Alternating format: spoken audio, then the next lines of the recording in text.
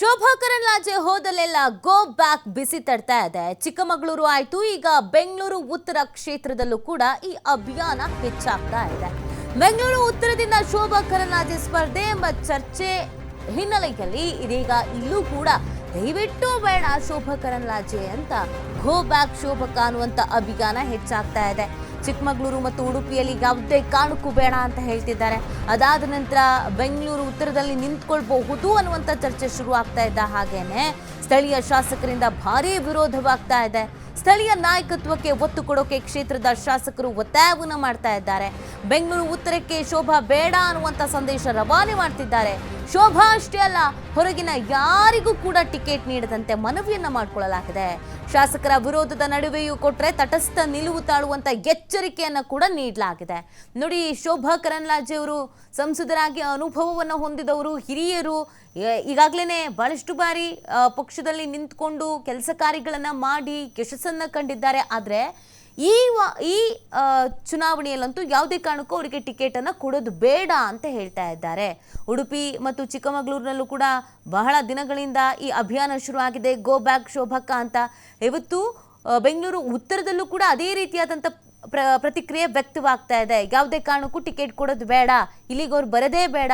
ಶೋಭಾ ಕರಂದ್ಲಾಜೆ ಅಂತ ಅಲ್ಲ, ಹೊರಗಿನವ್ರು ಯಾರಾದ್ರೂ ಬರೋದು ಬೇಡ, ಸ್ಥಳೀಯರು ಯಾರಿದ್ದಾರೋ ಅವ್ರಿಗೆ ಒತ್ತನ್ನು ಕೊಡಬೇಕು. ನೀವು ಬೇರೆ ಯಾರನ್ನಾರು ಹೊರಗಿನಿಂದ ತಂದು ನಿಲ್ಲಿಸಿದ್ರೆ ನಾವು ತಟಸ್ಥ ನೀತಿಯನ್ನು ಅನುಸರಿಸ್ತೀವಿ, ನಾವು ಯಾರಿಗೂ ಓಟು ಹಾಕಲ್ಲ, ಯಾರ ಪರವಾಗಿ ಪ್ರಚಾರನೂ ಮಾಡಲ್ಲ, ನಾವಾಯ್ತು ನಮ್ಮ ಪಾಡಾಯ್ತು ಅಂತ ಹೇಳ್ತಿದ್ದಾರೆ.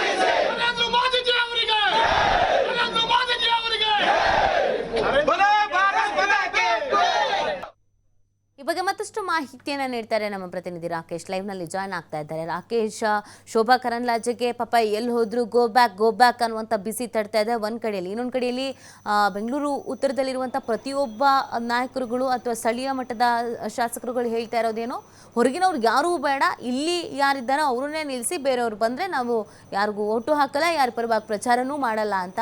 ಸೊ ಇದು ಮತ್ತಷ್ಟು ಜಾಸ್ತಿ ಆಗುವಂಥ ಸಾಧ್ಯತೆ ಇದೆ. ಸ್ಥಳೀಯ ನಾಯಕರು ಏನು ಹೇಳ್ತಾರೆ?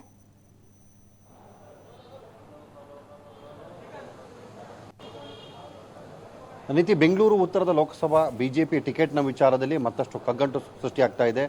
ಈಗಾಗಲೇ ಕ್ಷೇತ್ರಕ್ಕೆ ಹೊರಗಿನವರಿಗೆ ಟಿಕೆಟ್ ಬೇಡ ಅನ್ನುವಂತಹ ಅಭಿಯಾನವೊಂದನ್ನು ಬಿಜೆಪಿಯ ನಾಯಕರುಗಳು ಮಾಡಿದ್ರು. ಸೊ ಈಗ ಅದರ ಬದಲಾದ ಸ್ವರೂಪದಲ್ಲಿ ಶೋಭಾ ಕರಂದ್ಲಾಜೆ ಅವರಿಗೂ ಕೂಡ ಇಲ್ಲಿ ಟಿಕೆಟ್ ನೀಡುವುದು ಬೇಡ ಅನ್ನುವಂಥ ಅಭಿಪ್ರಾಯವನ್ನು ಇಲ್ಲಿನ ಶಾಸಕರು ವ್ಯಕ್ತ ಮಾಡ್ತಾ ಇದ್ದಾರೆ. ಅಂದರೆ ಸ್ಥಳೀಯ ನಾಯಕತ್ವಕ್ಕೆ ಮನ್ನಣೆಯನ್ನು ಕೊಡಬೇಕು ಅನ್ನುವಂತಹ ಬಹುದೊಡ್ಡ ಬೇಡಿಕೆಯನ್ನು ಅವರು ಇಟ್ಕೊಂಡಿದ್ದಾರೆ. ಆ ಹಿನ್ನೆಲೆಯಲ್ಲಿ ಶೋಭಾ ಕರಂದ್ಲಾಜೆ ಅವರಿಗೆ ಟಿಕೆಟ್ ನೀಡುವುದು ಬೇಡ ಅನ್ನುವಂಥದ್ದು ಕೂಡ ಅವರ ಪರೋಕ್ಷವಾದಂಥ ಒತ್ತಾಯವಾಗಿದೆ.